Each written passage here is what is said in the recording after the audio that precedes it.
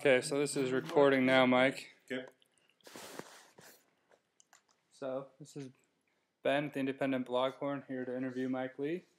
I have some questions I prepared for him, and I'm going to go through, and hopefully these will be some questions that might be a little bit different than some of the ones he gets asked traditionally, and get to know Mike a little bit better.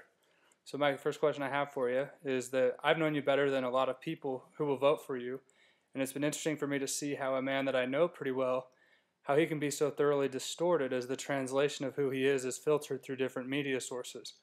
It's like looking at a very poorly done portrait. I come away from many representations of you and say they've missed him completely. What have been the biggest surprises or shocks that you have faced after suddenly receiving so much media attention?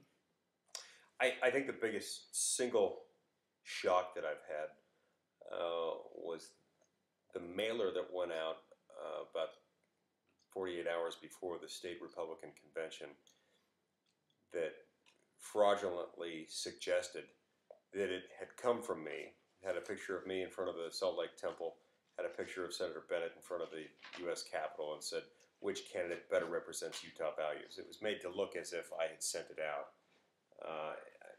I didn't think that there were people sophisticated enough to pull a stunt like that off, who would be so devious as to do something like that.